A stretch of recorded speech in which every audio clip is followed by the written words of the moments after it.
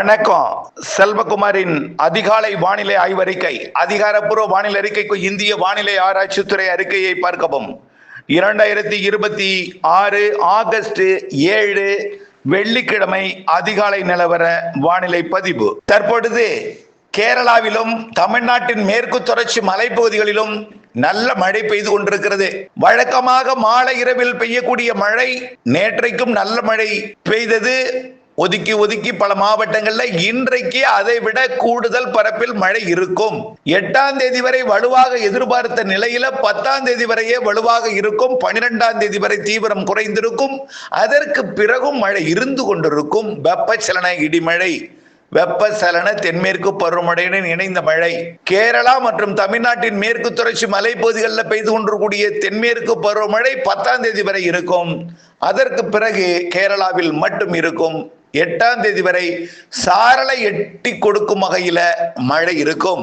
இப்பொழுது இந்த அறிக்கை பதிவு செய்து கொண்டிருக்கூடிய இந்த அதிகாலை நேரத்துல பாலக்காட்டு கணவாயின் தெற்கு பகுதி, அதாவது மீனாட்சிபுரம், சமத்தூர், அதிலிருந்து முக்கோணம், ஆர்வேலூர் வழியாக சாரல் வலுவாகவே வந்து கொண்டிருக்கிறது. இந்த சாரல் உடுமலைப்பேட்டை, மடத்துக்குளம் வரைக்கும் கூட சென்று தூறல் சாரலை கொடுக்கும் என்று எதிர்பார்க்கப்படுகிறது.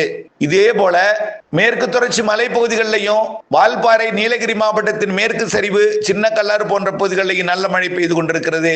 கேரளாவிலே இன்றைக்கு ஒரு நாள் அச்சுறுத்தும் மழைப்பொழிவு இருக்கிறது. அதாவது நிலச்சரிவோ அல்லது வெள்ள பாதிப்பு ஏற்படுத்தக்கூடிய மழைப்பொழிவு கேரளாவிலே இன்றைக்கு ஒரு நாள் இருக்கிறது. மூணாறு, இடுக்கி, பத்தனந்திட்டா மற்றும் போன்ற வயநாடு உள்ளிட்ட பகுதிகளுக்கெல்லாம் இன்றைக்கு ஒரு நாள் இருக்கிறது. நாளையிலிருந்தும் மழை இருந்து கொண்டிருக்கும். இன்றைக்கு கொஞ்சம் வலுத்த மழை இருக்கும். தமிழ்நாட்டிலே இன்றைக்கு, அதாவது நேற்றைக்கு பெய்த மழையை பார்த்தீங்கன்னா சென்னையிலையும் நேற்றைக்கும் மழைதான். டெல்டாவில் புதுக்கோட்டை மாவட்டம் இதெல்லாம் மழைதான். டெல்டாக்குள்ளேயும், டெல்டாவின் தெற்கு பகுதி வேதாரண்யம், தலைஞாயிறு, திருத்துறைப்பூண்டி எல்லாம் நல்ல மழை பொழிந்திருக்கிறது. அதன் அடிப்படையில் பார்த்தீங்கன்னா சென்னைக்கு 23 மில்லிமீட்டர் மழை பொழிந்திருக்கு நேற்றைக்கு. சென்னைக்கு குறைவு, ஆனால் தெற்கே புதுச்சேரி, கடலூர்ல நல்ல மழை நேற்றைக்கு பொழிந்தது. கன்னியாகுமரி மாவட்டத்திலும் நல்ல மழை பொழிந்து கொண்டிருக்கிறது. புதுக்கோட்டை மாவட்ட மழைப்பொழிவை பொறுத்தவரைக்கும் ஆய்க்குடி 54 மில்லிமீட்டர், அறந்தாங்கி 50 மில்லிமீட்டர், எல்லாம் 5 சென்டிமீட்டருக்கு மேல பெய்திருக்கு. 5 சென்டிமீட்டருக்கு மேல. புதுக்கோட்டை 27 மில்லிமீட்டர் பெய்திருக்கிறது. திருமயம் 19 மில்லிமீட்டர், மேலும் Malaiyur 13 millimetre, Nagudi 12 millimetre, Perungalur 11 millimetre, மேலும் ஆலங்குடியில 1 சென்டிமீட்டர் 10 மில்லிமீட்டர் வரைக்கும் பெய்திருக்கிறது. ஆலங்குடி, மேலும் கீழ்நிலை, கரம்பக்குடி, ஆவுடையார் கோவில், அப்படியே கந்தர்வ கோட்டை வரைக்கும் மழை இருந்தது. மணமேல்குடி கடலோரம் வரைக்கும். இதுல அதை தாண்டி தஞ்சாவூர் மாவட்டத்துல நல்ல மழை பொழிந்தது. அதிராமப்பட்டினம், பேராவூரணி பகுதியெல்லாம். வடக்க பாத்தீங்கன்னா இது அப்படியே பேராவூரணில இருந்து வேதாரண்யம் வரைக்கும் மழை பொழிவு கொடுத்தது. தலைஞாயிறு, திருத்துறைப்பூண்டி இதெல்லாமே. அதே போல ராணிப்பேட்டை மாவட்டத்தில் பாத்தீங்கன்னா பணப்பாக்கம் 23 மில்லிமீட்டர் பெய்திருக்கிறது. மேலும் காவேரிப்பாக்கம் 20 மில்லிமீட்டர், சோளிங்கர் 10 மில்லிமீட்டர் மழை பொழிவு பொழிந்திருக்கிறது. இன்னும் பல இடங்கள்ல மழை பொழிந்திருக்கிறது. திருவாரூர் மாவட்டம் திருத்துறைப்பூண்டிலே 5 சென்டிமீட்டர் மழை நேற்றைக்கு. திருவாரூர் மாவட்டம் திருத்துறைப்பூண்டி. அதுக்கு முன்னாடி பல கிராமங்கள்ல மழை பொழிந்துதான் திருத்துறைப்பூண்டிக்கு போயிருக்கு. அதுக்கப்புறம் தலைஞாயிறு போய் கொடுத்திருக்குது, வேதாரண்யத்துக்கு கொடுத்திருக்கிறது. ஆக கிராமப்புற மழை பொழிவை விட கிராமப்புறத்துல கொஞ்சம் கூடுதல் மழை பொழிந்திருக்கிறது. திருத்துறைப்பூண்டில 48 மில்லிமீட்டர் பெய்திருக்கு. 5 சென்டிமீட்டர் வரைக்கும் மழை பொழிவு கனமழையாக பொழிந்திருக்கிறது. அதே போல பல பகுதிகள் மழை பொழிவு அறிக்கை இன்னும் கிடைக்கப்பெறவில்லை. கிடைக்கப்பெற்றதும் இம்மாலையில நாம் அதை சமர்ப்பிக்கிறேன். வானிலை அமைப்பு, வானிலை அறிக்கைக்குள் போவோம். காற்று சுழற்சி ஆந்திர பிரதேசத்தை ஒட்டி வடக்கு நோக்கி நகர்ந்து கொண்டிருக்கிறது. ஒடிசாவில் போய் அது காற்றழுத்த தாழ்வு பகுதியாகி வட இந்திய நிலப்பகுதிக்குள் நகர்ந்து வட மாநிலங்களுக்கு மழை பொழிவை கொடுக்க போகிறது.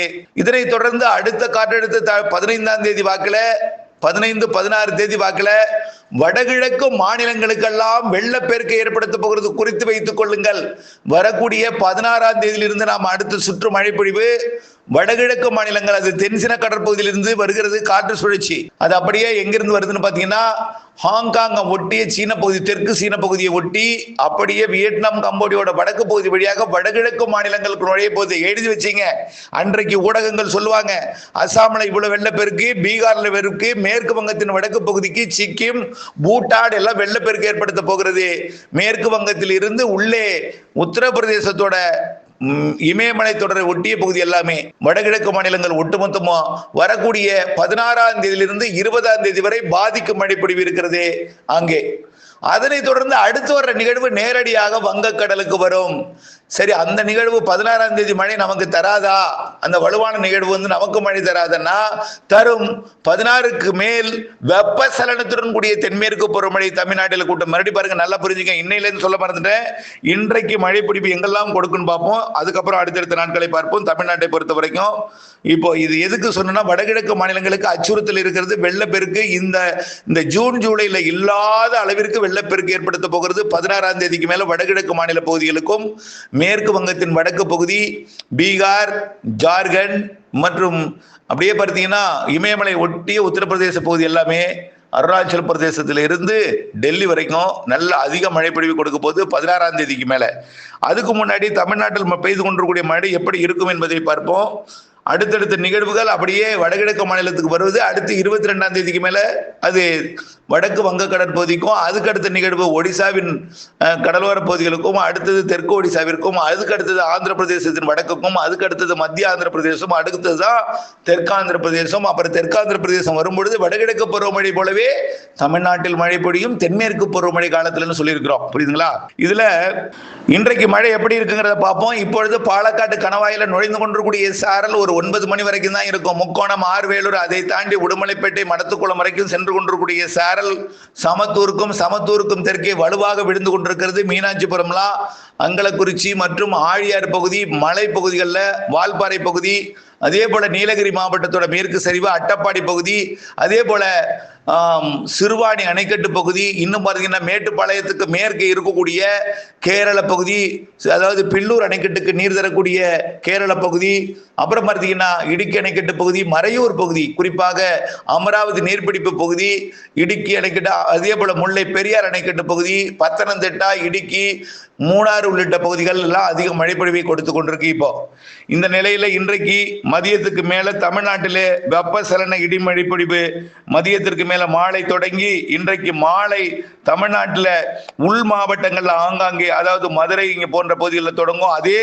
நேரத்தில் இன்றைக்கு குறித்து வைத்துக் கொள்ளுங்கள், கரூர், ஈரோடு இன்றைக்கு மாலை மழை எதிர்பார்க்கக்கூடிய இடம் ஈரோடு மாவட்டத்தில் ஆங்காங்கே, கரூர் மாவட்டத்தின் வடக்கு பகுதிகள், வடக்கு பகுதி, அதாவது காவிரி கரையோர பகுதி, கரூர் மாநகரம் உட்பட, அதே போல நாமக்கல், சேலம், கிருஷ்ணகிரி, தர்மபுரி, ஈரோடு மாவட்டத்தில் ஆங்காங்கே மழைப்பொழிவை கொடுத்து கொண்டே அப்படியே பார்த்தீங்கன்னா அது கிருஷ்ணகிரி, தர்மபுரி, சேலம், நாமக்கல் மழை, திருவண்ணாமலை, திருப்பத்தூர், அப்படியே கல்வராயன் மலையை தாண்டி கள்ளக்குறிச்சி, கடலூர் மற்றும் பெரம்பலூர், திருச்சி மாவட்டத்தின் பகுதிகள் இங்கெல்லாம் மழைப்பொழிவை கொடுத்து கொண்டே அப்படியே பார்த்தீங்கன்னா வங்க கடலோரம் டெல்டா மாவட்டங்களுக்கும் கடலூர் மாவட்டத்திற்கும், அதாவது புதுக்கோட்டை, மதுரை மாவட்டத்திலிருந்து சிவகங்கை, புதுக்கோட்டை மாவட்டத்திற்கும், திருச்சி மாவட்டத்திலிருந்து தஞ்சாவூர் மற்றும் திருவாரூர், நாகப்பட்டினம் மாவட்டத்திற்கும், வேதாரண்யம் உட்பட இன்றைக்கு மழை இருக்குங்க. இன்றைக்கு நாகப்பட்டினம் மாவட்ட கடலோரத்திற்கும், அதே போல பார்த்தீங்கன்னா காரைக்கால், மயிலாடுதுறை, திருவாரூர், அரியலூர், பெரம்பலூர், கடலூர் மற்றும் விழுப்புரம், கள்ளக்குறிச்சி, புதுச்சேரி, நேற்றைக்கு சென்னைக்கு மழை கொஞ்சம் குறைவாக கொடுத்திருக்கு. இன்னைக்கு நல்ல மழை பிடிவு கொடுக்க போகுது. திருவண்ணாமலையிலிருந்து அப்படி காஞ்சிபுரம், செங்கல்பட்டு, திருப்பத்தூர், வேலூர், ராணிப்பேட்டையிலிருந்து நேரடியாக அப்படியே திருவள்ளூர், சென்னைக்கும் இன்றைக்கு மழைப்பொழிவு கொடுக்க போகுது. மாலைக்கு மேல் முன்னிரவிலே சென்னைக்கு கனமழை காத்திருக்கு. சென்னையை விட இன்றைய மழை கடலூர் மற்றும் மயிலாடுதுறை, நாகப்பட்டினம், காரைக்கால், புதுச்சேரி இந்த பகுதிகளுக்கு நல்ல மழைப்பொழிவு நள்ளிரவிலே கொடுக்க இருக்கிறது. மாலைக்கு முன்னிரவு நள்ளிரவிலே இந்த மழைப்பொழிவு கோடியக்கரை முனைக்கும் கொடுக்கும் என்று எதிர்பார்க்கப்படுகிறது. அந்த மழைப்பொழிவு இலங்கையின் யாழ்ப்பாணம் பகுதிக்கும் நாளை அதிகாலை கொடுக்கும் என்று எதிர்பார்க்கப்படுகிறது.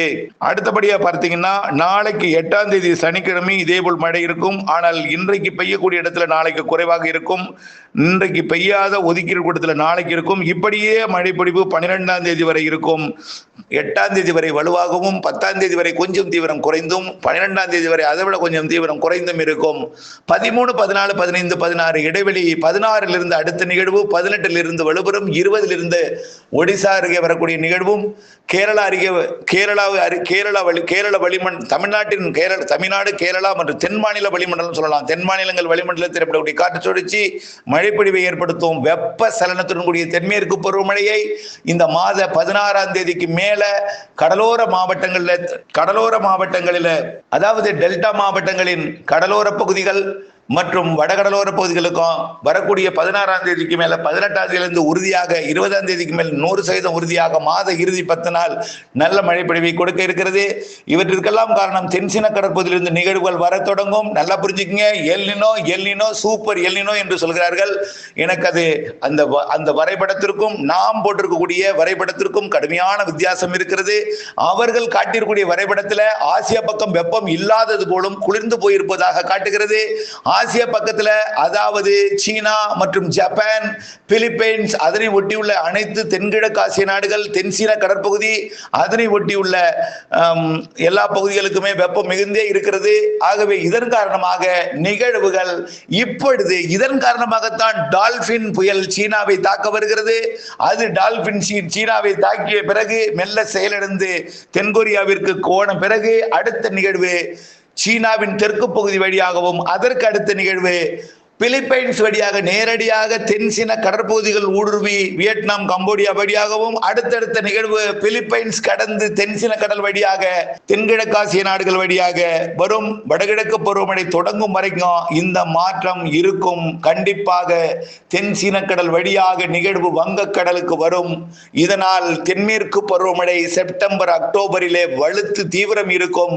கண்டிப்பாக அணைகளை நிரப்பும் மழையும், அதாவது வடகிழக்கு பருவமழை போல செப்டம்பர் இறுதி அக்டோபர் எல்லாம் இருக்கும் என்பதையும், அக்டோபர் முன்பகுதிகளில் பலத்த மழை இருக்கும் என்பதையும் தெரியப்படுத்த விரும்புகிறேன். கண்டிப்பாக அதாவது எல்னினோ குறித்த அச்சத்தை போக்கிவிடுங்கள், பொறுத்திருந்து பாருங்கள். செப்டம்பர் அக்டோபர் எப்படி இருக்கிறது, தென்சீன கடலில் இருந்து நிகழ்வு வர இருக்கிறது. ஆக அவர்கள் குறிப்பிட்டிருக்கூடிய வரைபடத்தில் பார்த்தால் ஆசியா பக்கம் வெப்பம் இல்லாதது போலவே காட்டுகிறது. அப்பொழுது அப்படி இருந்தால் இப்பொழுதே சூப்பர் புயல் சூப்பர் எல்னினோ உருவாகி இருப்பதாக சொல்லியிருக்கிற நேரத்தில் சூப்பர் புயல் எப்படி உருவாகும், ஆசிய பக்கத்தில் இப்படிப்பட்ட நிகழ்வு எப்படி சீனாவை வந்து தாக்கும். ஆக இதில் இப்படியே இந்த நிலை தொடர போற நிலையில தென்சீன கடல் வழியாக நிகழ்வுகள் வர இருக்கிறது. செப்டம்பர் அக்டோபரில் நல்ல மழை காத்திருக்கிறது. நம்பிக்கையுடன் இருங்கள் என்பதையும், வரக்கூடிய 2027 கோடைக்கு மட்டும்தான் நம்ம அச்சுறுத்தல் ஏற்படணும். அதுவும் வெப்பம் மட்டும்தான். 2027 கோடைக்கு மட்டும்தான் அச்சப்படணும். அதுக்கு முன்னாடியே நாம வடகிழக்கு பருவமழை மிக மிக அதிகம் இருக்கிறது. சார் ஏன் சார் கடலோரம் மட்டும் சொல்றீங்க, தென் மாவட்டங்கள் சொல்றீங்க, தென் மாவட்ட மேற்கு தொடர்ச்சி மலை சொல்றீங்க, சேலத்தை சொல்ல மாட்டீங்க, தர்மபுரியை சொல்ல மாட்டீங்க, அப்படின்னா எங்களுக்கு மழை பெய்யாதுன்னு கேட்குறீங்க. அப்படி கிடையாது. பாதிப்பு ஏற்படுத்தக்கூடிய பகுதிகளில் பெயரை குறிப்பிடுவேன், மழை பெய்யக்கூடிய இடத்தை பெயரை குறிப்பிடுவேன். அது பாதிப்பு ஏற்படும் பொழுது பாதிப்பு அச்சுறுத்தல் ஏற்படுத்தும் பகுதிகளில் திரும்ப திரும்ப குறிப்பிடுவேன். உள்ளே என்று போகும் பொழுது அனைத்து மாவட்டங்களுக்கும் என்று சொல்லி இருக்கிறேன். ஆக யாருக்கும் இல்லை என்று சொல்லவில்லை. பெயரை கடலோரத்திற்கும் தென் மாவட்டங்களுக்கும் டெல்டாவிற்கும் கடலோர பகுதிகளுக்கும் தென் மாவட்ட மேற்கு தொடர்ச்சி மலை குறிப்பாக நாலுமுக்கு ஊத்து காக்காச்சி இலங்கை சுற்றுவட்டார கடற்பகுதி இலங்கைக்கெல்லாம் சொல்வதற்கு காரணம் அங்கே வடகிழக்கு பருவமழை காலத்துல சிறு நிகழ்வும் அதிக மழை பொழிவை தர இருக்கிறது. நிறைய நிகழ்வுகள் காத்திருக்கு என்பதற்காகவே அதை குறிப்பிடுகிறேன். தவிர உள்ளே மழை இல்லை என்று சொல்லவில்லை. அனைத்து மாவட்டங்களுக்கும் வடகிழக்கு பருவமழை அதிகம் என்றுதான் சொல்லி இருக்கிறோம். ஊர் பெயரை குறிப்பிடுவதற்கு காரணம் அங்கே அச்சுறுத்தல் என்பதற்காக குறிப்பிடுகிறேன் என்பதை நீங்கள் புரிந்து கொள்ள வேண்டும். தயவு செய்து புரிந்து கொண்டு மனக்குழப்பங்களை தவிர்த்து கொண்டு தொடர்ந்து வானிலை அப்டேட்ஸோட இணைந்திருக்க வேண்டும். இலங்கையில பாத்தீங்கன்னா இலங்கையில ஒரு பக்கம் சொல்றாங்க, ஒரு பக்கம் மழை பெய்து ஒரு பக்கம் வறட்சிங்கிறாங்க. இலங்கையில எப்பொழுதுமே ஒரு பக்கம் தான் மழை பெய்யும். தென்மேற்கு பருவமழை காலத்துல புத்தளத்துக்கு வடக்கே யாழ்ப்பாணம்லாம் காத்து தான் அடிக்கும். அதுவும் ஒரு சில நேரங்களில் மழை பொழிந்தாலும் இனிமேல் மழை பொழியும் என்று சொல்லிக் கொண்டிருக்கிறோம். தயவுசெய்து வறட்சி என்ற நிலையெல்லாம் மறந்துவிட்டு மழை பொழிவுக்கு தான் நாம இனிமே வரக்கூடிய செப்டம்பர், அக்டோபர், நவம்பர், டிசம்பர், ஜனவரிக்கு முன்னெச்சரிக்கை எடுக்க வேண்டும் என்பதை நினைவில் கொள்ளுங்கள். வறட்சி என்பதை மறந்து எல்னினோ கவலை அகற்றி வரக்கூடிய 2027 கோடைக்கு மட்டும் நாம் நீர் சேமிக்க வேண்டும். அந்த நீர் கண்டிப்பாக சேமிக்கப்படும். உடைப்பு ஏற்படாமல் கரைகளை வளப்படுத்தி வைத்துக் கொள்ள வேண்டும். அதுதான் நாம கேட்டுக்கொள்கிறோம். இணைந்தே இருங்கள் அப்டேட்ஸுடன். நன்றி.